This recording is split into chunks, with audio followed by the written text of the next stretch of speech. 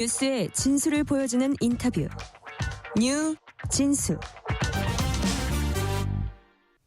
이스라엘에 이어서 미국까지 이란을 전격 공습한 뒤에 이스라엘과 이란이 우리 시각 오늘 오후 1시부터 휴전에 들어갔습니다. 자, 그렇다면 앞으로 협상은 어떻게 진행될지, 휴전 이후 이란 핵 문제는 그래서 어떤 식으로 처리될지, 중동 충돌의 불씨는 여전히 살아있는지, 그리고 향후 미국의 중동 정책은 어디로 향할지 민정훈 국립외교원 교수와 함께 자세히 얘기 나눠봅니다. 민정훈 교수님 어서 오세요. 예, 안녕하세요. 자, 이제 우리가 이제 외신을 보니까 오늘 오후 1시부터 휴전에 들어갔습니다. 자, 그렇다면 이번 휴전 합의까지 나오게 된 배경은 뭐라고 보세요? 아무래도 미국 입장에서는 빨리 그 네. 무력 충돌을 끝내고 싶었을 것이고요. 뭐 이스라엘하고 이란 입장에서도 이스라엘 입장에서는 이란의 핵 능력과 핵 위협을 제거하는 게 목표였기 때문에 네. 이제 이스라엘 당국이 밝히는 것처럼 이번 공습, 이스라엘의 공습과 미국의 공습을 통해 가지고 이란의 핵 능력의 상당 부분을 이제 파괴하고 지연시켰다, 이렇게 평가를 했거든요. 네네. 그러니까 전략적 목표를 달성을 한 거고요. 네타냐후 총리 입장에서는 이제는 국내 정치적으로 굉장히 어려운 상황에 몰려 있었는데 네. 이번 이란에 대한 공습이 성공하면서 이란이 오랫동안 갖고 있었던 수건을, 안보 위협을 풀었다, 이런 그래서 영웅으로 추앙을 받는 이런 상황까지 발생했거든요. 네네. 이스라엘은 전략적 측면이나 정치적 측면에서 목적을 이뤘지 않습니까? 그리고 미국 입장에서도 어쨌든 공습을 통해 가지고 외교가 작동하지 않는 부분을 군사적 측면을 통해 가지고 해결하려고 시도를 했고, 네. 그게 이란이 인지하지 못하면서 공습 성공했다, 이런 자평을 했기 때문에 네. 미국 입장에서는 공습이 끝났고 확전할 의지가 없으니까 이제는 이제 협상을 하자, 휴전을 하자, 이렇게 제안을 했고, 네. 마지막 남은 협상의 대상자는 이란인데 예. 이란은 안타깝게도 카드가 없잖아요. 트럼프 대응 대통령만. 수단이 지금 없는 거죠. 그렇죠. 예, 이번에 방공망도 무너졌고 이스라엘의 체계적인 공격에 의해 가지고 저항의 축이라 가는 하마스나 헤즈볼라라든지 후티 반군이라든지 네. 친이란 성향의 시리아 정권까지 무너져 버렸기 때문에 그러니까요. 상당히 공격에 처해 있고 막강한 지상군을 갖고 있지만 이스라엘과 이란은 수천 킬로 떨어져 있기 때문에 의미가 없잖아요. 그러니까 방공망이 무너지면서 어떤 대응할 카드가 만만치 않았기 때문에 이란 입장에서는 휴전에 응하는 것이 가장 현실적인 카드가 아니었나 보기 때문에 네. 이런 연관된 세계 주요국들의 이해관계가 마저 떨어지면서 예상보다 훨씬 빠르게 휴전에 합의한 것이 아닌가 보고 있습니다. 이게 어떤 최근에 나온 여론조사를 이게 미국이 타격을 한 다음에 벙커버스트 써서 타격한 직후에 나온 건데, 미국 국내 여론조사, 이란 핵실험 타격에 대한 미국 국내 여론조사, 미국 국민의 절반 이상이 직접 타격에는 반대하는, 또 이런 어쨌든 여론조사에서 그렇게 나왔어요. 그래서 여하튼 휴전 발표 좀 직전에 조사 시점이어서 얼마 전에 발표가 나온 건데, 미국 국민 상당수가 아직도 중동에 깊숙이 미국이 개입하는 거는 좀 이렇게 꺼려하는 그런 모습을 보여주는데, 그럼에도 불구하고 이번에 트럼프가 벙커버스터 이용해서 한 거에 대해서는 미국 국민들이 평가를 할 거라고 보세요. 그 과정에 있어서는 상당히 비판 여론이 셌었어요. 공화당 내부에서도 예. 이 공습한 거에 대해서 또다시 마가라고 하는 트럼프 대통령의 열렬한 지지층인 그러한 공화당 의원들까지도 네. 비판의 가세를 한 거죠. 네네. 다시 중동의 전쟁의 수렁에 빠져들려고 한다. 트럼프 대통령이 전임 대통령들이 중동의 수렁에 빠져가지고 미국의 막대한 피와 돈을 갖다 흘렸는데 네. 그러한 전체를 다시 밟으려고 한다, 비판을 했거든요. 네네.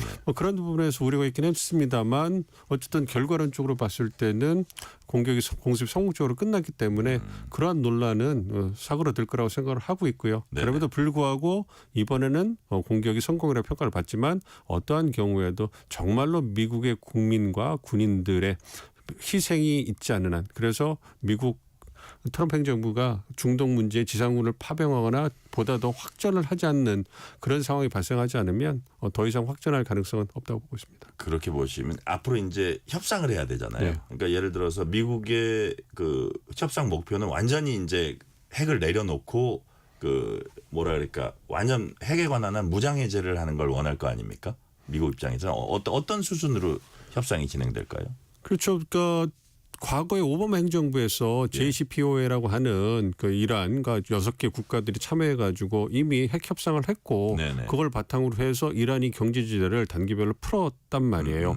그러다가 2018년에 그게 불완전한 그러한 협상이다. 말씀해 주신 것처럼 핵물질을 개발하고 핵능력을 이란이 네. 향상시키는데 이 부분을 뭔가 모니터링하고 통제할 수단이 녹록지 않다. 네. 그래서 불완전한 합의다. 이러한 비판을 공화당 내에서 했거든요. 그러니 네. 그 부분을 보완한 그 핵 협상을 추구하고 싶을 것이고 그래서 트럼프 대통령이 오바마가 했던 불완전한 협상을 내가 네. 완전하게 이제 협상으로 막아냈다, 이뤄냈다 이러한 명분이 있어야 될 거 아니겠습니까? 네네. 그러니까 JCPOA보다는 보다 진전된 형태의 이런 비핵화 예. 이런 그 합의가 나와야 되겠죠. 근데 그 엔드 스테이트라고 하는 그 부분이 정말 말씀해 주신 것처럼 완전한 핵능력을 제거하는 것이 될는지 아니면 현재 갖고 있는 핵물질만 반출하고 이제 마무리 지을 건지 이거는 협상을 해봐야 될 것 같습니다. 그러니까 그 협상도 결코 녹록지 않을 것임을 예고하고 있는 것 같아요. 그러니까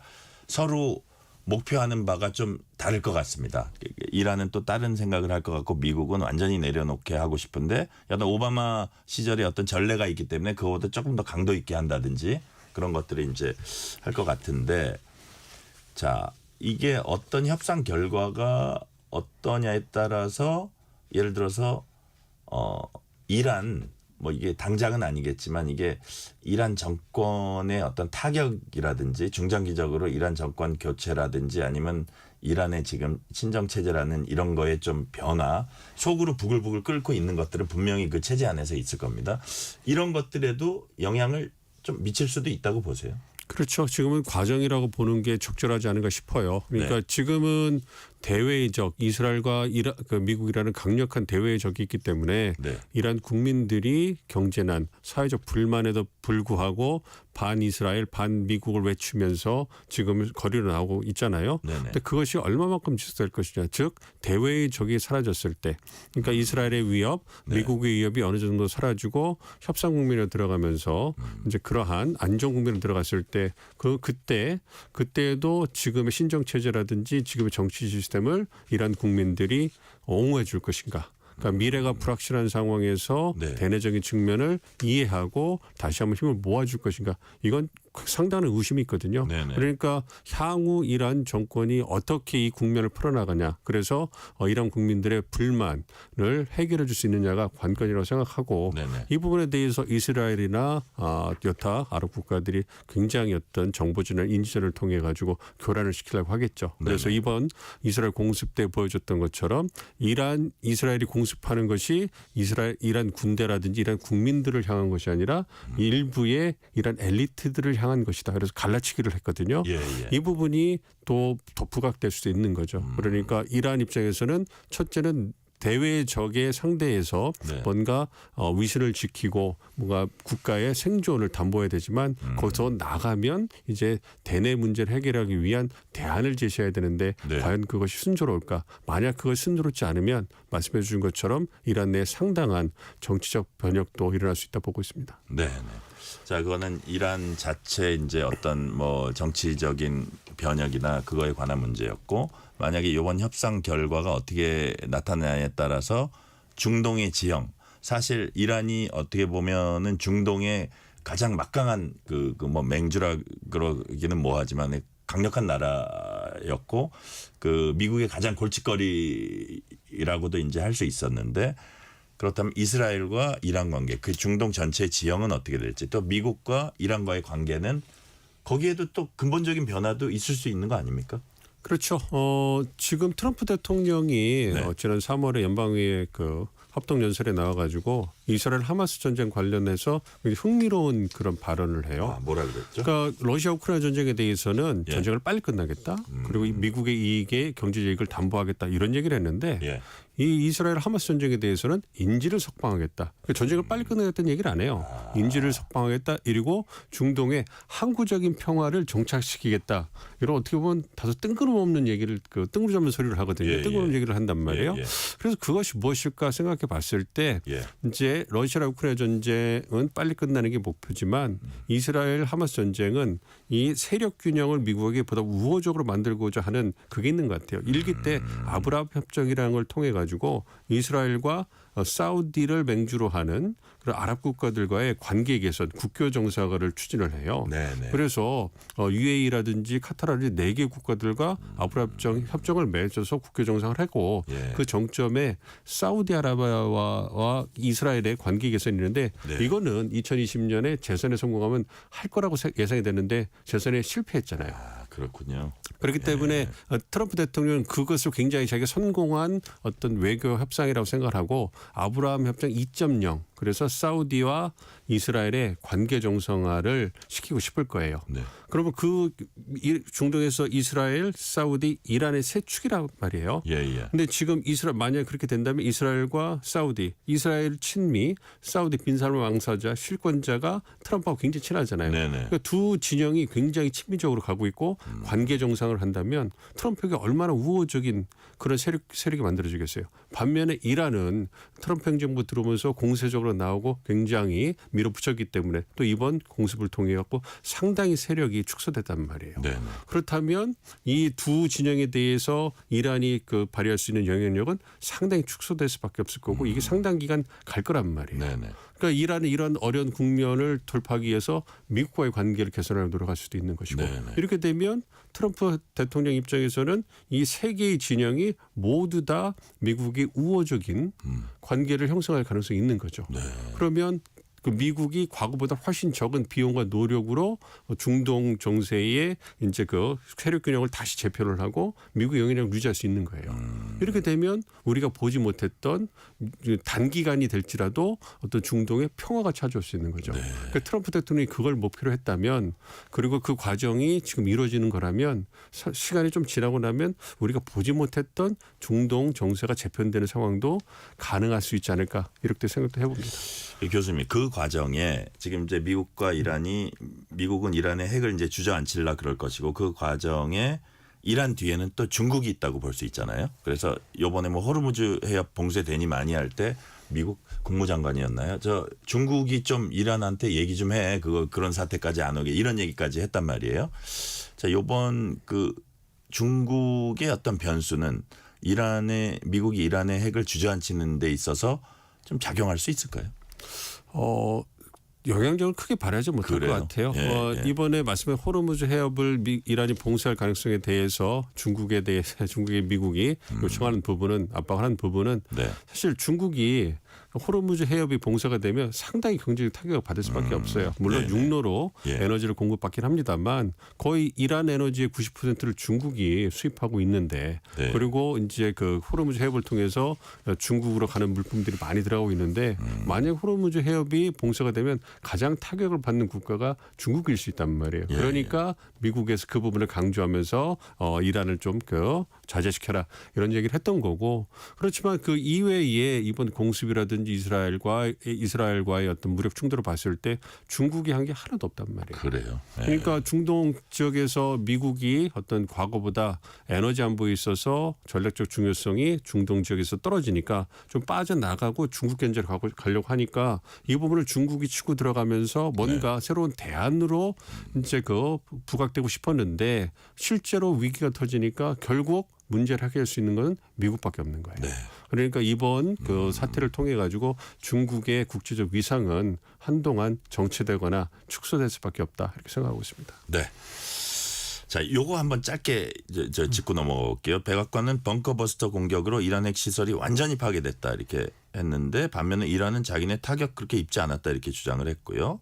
근데 CNN이 이런 보도를 했어요. 미 국방부 산하 국방정보국이 이란의 핵 프로그램 핵심은 파괴되지 않았다는 초기 평가를 내놨다는 거예요. 자, 어느 정도의 위력을 발휘했는지 이건 조금 더 지켜봐야 됩니까? 그렇습니다. 좀 지켜봐야 될 것 같은데 왜냐하면 의견이 이제 네. 상반되게 나오는 거죠. 말씀해 주신 것처럼 미국 CNN이라든지 미국 언론이라든지 뭐 국방부 산하 국방정보국의 초기 평가를 보면 이란의 핵심적인 핵 능력은 여전히 살아 있다라는 거죠. 네. 그래서 그 농축 우라늄 같은 것은 미리 피신을 시켰기 때문에 보존이 됐고, 그다음에 우라늄 농축 핵심 설비인 뭐 그 원심 분리기도 대체로 보존이 돼 있다. 뭐 좀 타격을 받았겠지만 불능화된 건 아니다. 이런 평가를 했기 때문에 네. 최소한 몇 달 정도만 지연시킨 거다 이런 얘기를 하고 있기 때문에 그런 부분에서 백악관은 완전히 무력화시켰고 불능화시켰다. 네. 이제 이란은 다시 핵갑을 하기 어려울 거다 이런 얘기를 했기 때문에 차이가 있는데요. 어쨌든 중간 정도를 보면 합리적이지 않을까 생각을 하죠. 네. 그렇게 본다면 어느 정도 타격을 받기는 했겠으나 그것이 완전히 불능화된 상태는 아니기 때문에 이런 측면을 본다면 이란이 좀 더 몸을 추스리고 이제 다시 핵개발을 하려면 시간은 다소 걸리겠으나 어떤 그 원천 기술이나 설비는 남아있기 때문에 그런 부분에서는 가능성을 여전히 확보하고 있는 게 아닌가 이렇게 보는 게 합리적으로 생각합니다. 네. 자, 미국이 이란을 공격한 건 이란 핵무기 생산이 임박했다 이런 이제 명분을 내걸었습니다. 근데 실제로 IAEA 국제 원자력 기구는 이란 우라늄 농축률이 뭐 83%인가 그래서 이게 상당히 90%에 근접했다고 이제 얘기를 했고, 반면에 그 주 유엔 러시아 대사는 IAEA 보고서가 이란이 핵무기 개발하고 있다는 징후 관찰하지 못했다. 미국의 이란 핵시설 공격 국제법 위반이다. 어떻게 교수님 보시기에는 실제로 그 직전 단계까지 이란이 간 상태였다고 보십니까? 어느 정도는 많이 향상된 것 같아요. 그래요? 우라늄 농축이 60% 이상이 됐고 그렇기 때문에 이란이 원한다면 수개월 내에 네. 어떤 그 핵무기를 할 수 있을 거다. 그래서 우라늄 그 어떤 농축된 우라늄이 한 400kg 정도가 됐고 이걸 핵무기로 만들면 9기 정도가 네네. 나올 수 있을 거다. 이런 평가가 나오고 있었기 때문에 어느 정도 목전까지는 간 것 같아요. 시간이 좀 걸리겠지만 예. 뭐 그러한 측면을 고려해 본다면 하겠습니다만 문제는 과연 이란이 정말로 단기간 내에 핵무기를 생산할 의지가 그렇게 강했느냐 이 부분이 그 논란이거든요. 그렇죠. 그거에 대해서 그 어떤 그 미국의 정부국에서는 그렇지 않다. 뭐 그 얘기를 했기 때문에 트럼프 대통령이 어떤 그러한 국가정보국에서 한 그 수장이 얘기한 부분에 대해서 그녀가 틀렸다 이렇게 얘기하면서 그렇죠. 하고 이스라엘의 정보를 믿어줬단 말이에요. 이 부분이 논란이 있는 거죠. 그러니까 핵 능력은 어느 정도 확보를 했으나 과연 그거를 실제로 무기화할 것이냐 이 부분에 논란이 있기 때문에 지켜봐야 될 것 같습니다. 네. 최근에 태미 브루스 미 국무부 대변인은 미국의 이란 핵시설 타격이 북한에 주는 교훈은 뭐냐 이런 기자들이 질문을 하니까 항상 하는 대답이에요. 북한의 완전한 비핵화를 추구한다라고 대답을 했습니다. 자, 이번 중동 사태가 향후 북핵 문제에 대한 미국의 접근에도 영향을 끼칠 수 있을까요? 큰 영향을 미치지 못할 것 같아요. 어쨌든 미국의 입장에서는 북한의 완전한 비핵화를 추구하지만 네. 지금까지의 미국의 경험을 봤을 때 완전한 비핵화를 약속하고 협상에 나와라 그러면 북한이 안 나온다는 거거든요. 그걸 네. 알고 있어요. 그렇기 네. 때문에 북한의 비핵화를 추구하지만 이제 단계적, 동시적, 병행적으로 할 수밖에 없다. 핵 능력을 실질적으로 감소시키는 그런 협상을 할 수밖에 없는 것이고 그런 부분을 잘 알고 있습니다. 그래서 미국의 접근법은 큰 차이가 없을 거라고 보는데 네. 문제는 북한의 접근법이죠. 예. 이란 사태를 보면서 과연 미국을 신뢰할 수 있을까? 협상에 나와서 2주의 시한을 준다고 해놓고 이틀 만에 공습을 했단 말이에요. 예. 예. 그러한 미국을 믿을 수 있을 것인가? 그렇기 때문에 북한 입장에서는 핵무기를 절대 포기하면 안 되고 네. 핵무기가 없으니까 이란은 공습을 받은 거다. 그러니까 핵무기를 포기할 수 없다라는 그러한 의지를 강하게 가졌을 거고 이와 더불어서 이제 미국과 대화를 하려면 보다 더 선제적이고 적극적인 어떤 조치를 약속해 주지 않으면 나오지 않을 것이다. 즉 북한이 대화에 나오려면 그 문턱이 높아졌다고 볼 수 있는 거죠. 거기다 뭐 북러 밀착도 또 있고요. 그렇습니다. 그런 그렇기 얘기들도 때문에 미국은 그 북한 입장에서는 핵무기 질적 강화를 하고 러시아와 협력을 통해서 지속적으로 협상력을 높이려고 할 거기 때문에 네. 미국이 대화를 원한다면 보다 더 적극적인 유인책을 제공해야 될 것이고 우리 정부도 그쪽에서 아이디어를 제공하면서 어떤 북미 협상을 촉진시킬 수 있는 역할을 해야 되지 않을까 생각하고 있습니다. 북한은 이란과 다르다는 그런 측면 말씀해 주셨고요. 마지막 질문 드릴게요.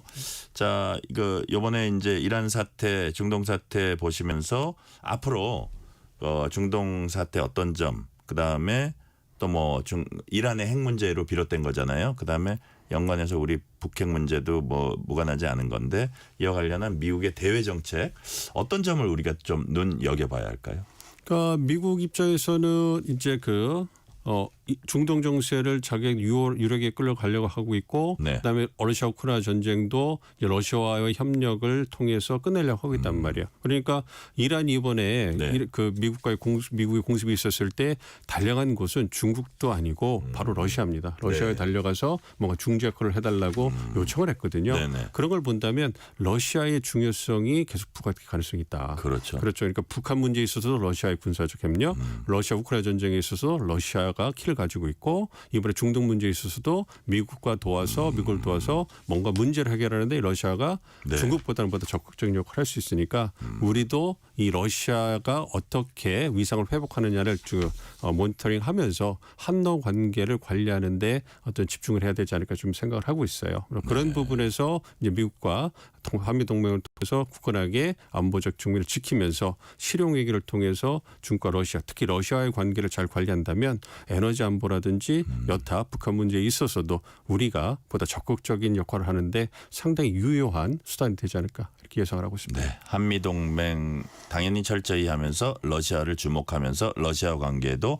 각별히 신경 쓸 필요가 있다는 오늘 말씀은 여기까지 듣겠습니다. 지금까지 민정훈 국립외교원 교수였습니다.